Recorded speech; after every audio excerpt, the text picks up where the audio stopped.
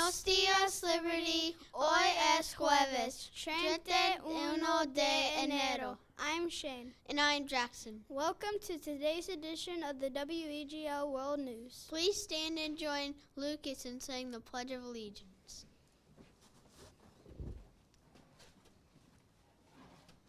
I pledge allegiance to the flag of the United States of America and to the republic for which it stands, one nation, under God, indivisible, with liberty and justice for all. Thank you, Lucas. Friday is Flashlight Friday as we continue to celebrate Literacy Week. Be sure to bring in a flashlight for our school-wide reading time.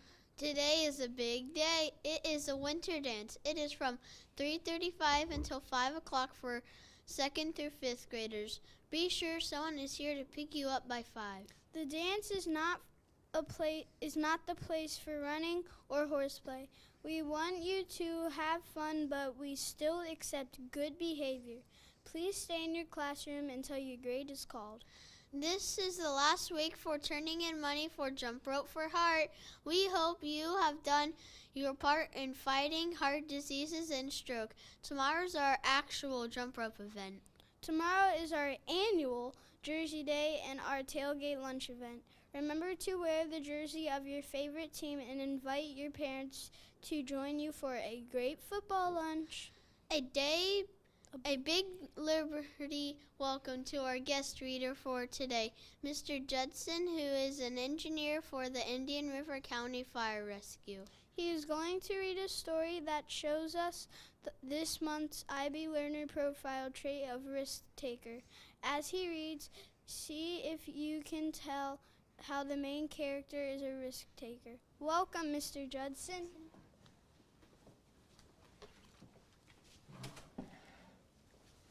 Good morning, boys and girls. My name is Jason Judson. I'm a firefighter, paramedic with Indian River County Fire Rescue and Keelan Judson's dad.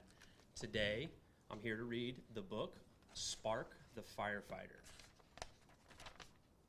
The town of Hardscrabble had an opening in their volunteer fire department, so they posted a sign and handed out notices, but nobody answered the call.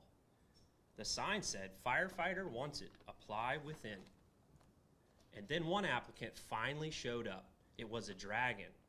"My name is Spark," he said. The chief was not sure this was a good idea. He had never heard of a dragon that wanted to fight fires. "Then I'll be the first," said Spark. What Spark didn't say was that he was actually afraid of fire.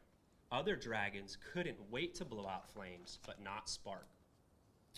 Fire was so bright, so hot, it had always made him nervous. Without fire, Spark hadn't been able to guard treasure or frighten off unfriendly knights. The other dragons had just made fun of him. To be a proper dragon, Spark needed to get over his fear. And for that, he figured he had come to the right place. "We might as well give him a try," the other firefighters whispered. "Nobody else wants the job." The chief agreed. "All right, Spark," he said. "Let's see what you're made of." First, Spark had to do push-ups and sit-ups. And then he crawled through tunnels and carried equipment up and down stairs. It was important to make sure he was in good shape. Spark learned how to carry ladders and control a water hose. He studied books on helping people who were injured or burned. The firefighters also gave demonstrations at schools. "Smoke rises," the chief explained. "Crawl under it to get out, and if your clothing catches on fire, stop, drop, and roll. Never play with fire." Spark's first real test came on a smoky stove. "Never put out a grease fire with water," said the chief. "Use chemicals to smother it." Spark didn't get too close, though. He finished the job in the end. His second fire took him into the woods. The trees crackled like fireworks, the flames dancing wildly off the trunks and branches. Spark backed off a little at first. "I can do this," he told himself over and over, and he did. As the weeks passed, other emergencies came up. An electrical fire at the Hardscrabble Inn had Spark clearing out the rooms. Some people wanted to pack their bags first, but a growl from Spark hurried them along. Firefighters use their brains as well as their muscles. the chief liked to say. And believe it or not, sometimes you have to fight fire with fire. Spark wasn't sure what that meant, but when a mill fire threatened to go out of control, he used his brain a lot. He diverted some of the river water just in time. Good luck, said the chief. Good work. Way to go, Spark, said the other firefighters. And then one day, the alarm went off again.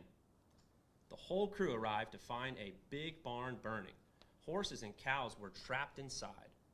It's too dangerous for us to go in, said the chief, even in our protective suits. Spark hesitated. He knew it wasn't too dangerous for a dragon. Spark thought about the poor animals with no way out. I have to do something, he said. With a mighty roar, Spark rushed into the barn. The flames licked at his feet, but he didn't care.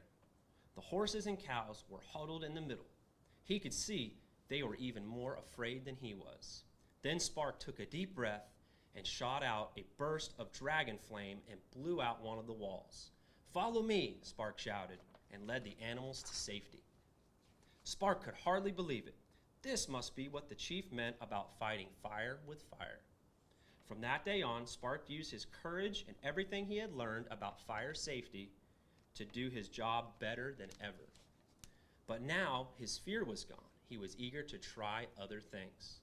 The other firefighters were sorry to see him go. Good luck, Spark, they said. Thanks for all your help. Back home, Spark is pretty busy these days. There's treasure to protect and princesses to impress, and he keeps a close watch for knights looking for a fight. But he still returns to hard Scrabble sometimes to help out with the new recruits. And that's the story of Spark, who proved that he was a risk taker by overcoming his fear and going out of his comfort zone. That's all for us. Adios, Liberty.